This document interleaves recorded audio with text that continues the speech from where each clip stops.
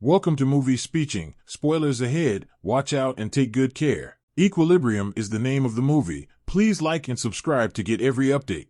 At the beginning of the 21st century, a third world war broke out and devastated the world. The remaining survivors found Libria, a city where a totalitarian government known as the Tetragrammaton Council forces every citizen to take daily injections of prosium-2, which suppresses emotions and encourages obedience. Anything that can stimulate emotions, such as works of art and pets, is banned, and criminals who consume these things are called sensory crimes. If caught, they would be executed as the council deemed them to be the cause. To ensure that everyone followed these laws, the council established a group of highly trained warriors, known as clerics, who fought using the martial art of pistol kata. Outside of the city, there is an abandoned area called the Nether, where most of the illegal activities take place. Currently, clerics John and Errol, along with their special team, are leading a raid to deal with the last rebel group of a group known as the Underground. The team discovers that a group of rebels are holed up inside a building. So when they got into a gunfight outside, John stepped in first with a two-handed weapon. He broke down the door and waited there in the dark, letting the rebels shoot without being injured once. When the fire stopped, John used his gun to shoot all the rebels, using a gun kata technique that used geometry and psychology to choose the correct place to strike and allow him to escape the gunfire. After everyone was dead, they searched the building for illegal materials, and when they broke through the floorboards, they discovered a huge art collection including the Mona Lisa. After using a scanner to confirm they were real, John ordered his men to burn everything. While they returned to headquarters, John noticed Errol had taken a book and asked him why. Errol explained that the group tended to leave one or two things behind, so he would record this evidence himself to avoid problems with the recording. Meanwhile, in the city, Leader Father appears on screens everywhere to remind people to use prosium and that they have achieved peace through the system, earning him cheers from the audience. Dad always appears on screen, but no one has seen him in person for a long time. When John arrived at headquarters, he immediately went to see Deputy Counsel DuPont to report to him, which earned him praise. DuPont wonders how a cleric learned to feel so well when someone has strong emotions, so John explains that he learned to think like his enemy. DuPont then asked him about his family, and John told him very coldly that his wife had been captured and cremated for a common crime several years ago. DuPont scolded him for this, saying that a clergyman could say that his wife was a criminal. John then watched the recording of the car and noticed Errol was acting suspiciously. He goes to check the records and discovers that Errol hasn't recorded any evidence in weeks, including today's book. He decided to return to the Nether to find him and found him reading a book in an abandoned church. When John confronts him, Errol laments that man has lost all that makes him human, and when John points out that there is no more war or killing now, Errol admits that he would gladly willing to pay the price so that people can regain their emotions. Errol then tries to grab his gun, but John is faster and kills him first. Before leaving, he covered Errol's face with the book. John then meets Brant, who will replace Errol as his partner, and expresses his hope of becoming as good as John. When John returned home, his son Robbie told him that he had seen a boy crying earlier and wondered if he should report it to the authorities, so John said he should do so. Even though they are father and son, Robbie still calls John by his first name instead of Dad. That night, John was sleeping and dreamed that his wife was arrested. When the police burst into his house, John quickly disarmed two of them, but he stopped fighting as soon as they told him that his wife was a no-nonsense criminal. When he left, his wife kissed him and asked him not to forget her in front of their two children. The next morning, while getting ready, John accidentally dropped his bottle of prosium on the floor and it broke. When Robbie noticed this, he reminded his father to stop by the balance center to find a replacement. However, when John arrived at the center, he discovered that it was temporarily closed due to terrorist activity and people had to go to a center in another area to get supplies. At that moment, Brent came to pick him up for his mission, so John decided to go with him without telling him about his lack of prosium today. Next, John and Brent go to a woman named Mary and raid her house. John pushed Mary into the mirror, but he froze when he remembered his wife. Luckily, he recovered quickly, and after Brent destroyed the mirror for its artistry, the agents tore down a wall to find a room filled with illegal objects. Mary, desperate, takes a gun from an officer and points it at John, so Brent tries to shoot him. However, John stopped him and said that they could use him to get information about the underground. After that, Mary was taken to headquarters for questioning. John asked her about the other rebels, but Mary ignored the questions and instead asked John about his purpose in life. John says that his goal is to keep their society running smoothly, but Mary points out that this is cyclical logic. His goal is just to live to continue existing. Before leaving, John watched the recruits training to reassure himself. That night, John did not inject the medicine and watched as Errol's body was cremated, but he woke up and realized realized it was a nightmare. Feeling strange, he ran to the window and removed the colored paint on the glass so he could watch the sunrise for the first time. Such a beautiful sight made him feel many emotions, like fear, and when he realized this, he rushed into the bathroom to get the syringe gun. However, he couldn't bring himself to get another injection. John then goes to work, but before entering headquarters, he drops a series of prosium vials on the ground to destroy them. He also took off his gloves and reached out to touch someone else's hand just to find out what it felt like. At the office, he noticed all the desks were identical and began rearranging his furniture. Brent sees this and asks him what's going on, but John tells him he's just optimizing his space. Their next mission is to hunt down sane criminals in the Nether as they stormed the scene. The officers found themselves locked in a fierce firefight against the insurgents. A man tries to attack John, so Brent shoots him. When John caught the guy, he accidentally looked into his eyes and saw the life leaving his body. Upset by the things he now noticed, he immediately dropped the body, only to feel worse when he noticed the blood on his hands. While the officers kill all the rebels, John discovers a secret room filled with illegal items and decides to take a closer look. He found a vinyl recording of Beethoven's Ninth Symphony and played it while looking at the snow globe. But as soon as he heard the music, he became so emotional that he dropped the balloon and started crying. The group then burns everything and Brent notices John holding a book. Remembering Errol, John only said that he would record it himself. Suddenly, an officer announced he had found the animals, which turned out to be puppies. None of them understood why anyone would keep animals in their homes and didn't even wonder if the rebels would eat them. Brent ordered the officers to kill all the dogs and John tried to protest, but he couldn't find a good reason, so he had to support the order. As the team mercilessly shot all the dogs, one of the puppies escaped and ran towards John, who picked him up and was shocked to have his face licked. An officer tried to take him back to finish the job, but John took him back saying he should get checked for illness. Sometime later, John met with DuPont and objected to killing the rebels, pointing out that they should instead be arrested and interrogated as the law required. However, DuPont informed him that Father had issued an order ordering the officers to destroy all rebels in sight. John then looked at Mary for a moment and decided to ask for her box. Among other things, he finds a ribbon and after smelling it, he decides to keep it a secret. In the evening, he went to the Nether, not knowing that Brent was following him. Once there, John tried to free the dog, but because it kept following him, he put it back in the trunk. John even gave him his jacket and smiled at the little guy. At that point, officers arrived on the scene and surrounded him, demanding identification that John had left in his jacket. They took the car keys from him and were about to open the trunk when an officer recognized John and apologized for the matter. Unfortunately, the puppy took the opportunity to scream, so the policemen opened the trunk, and as soon as they saw the animal, they made John kneel down. However, John attacks the officers, using their own weapons to kill them. There were other men waiting in the car, so John attacked them too, using the same technique to steal their weapons and kill them all in seconds. He then left with the puppy. The next morning, John decided to hide his bottle of prosium behind the bathroom mirror before going to work. Today he will practice with his sword and Brent will come to join him to start a friendly battle. Their skills were nearly equal, and as they continued to exchange blows, Brent continued to taunt John, saying that he knew John couldn't stop thinking about the mysterious murders in the Nether. He said he was glad those officers were dead because the council would now order a swift defeat of the rebels. The fight ended in a draw, after which the duo left to attack a new area of the Nether. While the group searches the area and engages in another firefight, John encounters a group of rebels but asks them to leave. The rebels feared John would shoot them in the back, so they led them down a hallway to find shelter. Soon, they begin to encounter officers, but John fights them all without hesitation, giving the rebels a chance to escape. After a fierce fight in which he killed all the officers, John went looking for the rebels and discovered that they had been captured. Brent said that he knew John would bring the rebels to him. Then he asked him to shoot them all, even giving John his own gun to do it. John took it, and after a moment of hesitation, he gave the gun back to Brent, saying it would be better if he kept the gun for himself. Brent then ordered the officers to kill all the rebels, so John left the room to keep a poker face. Sometime later,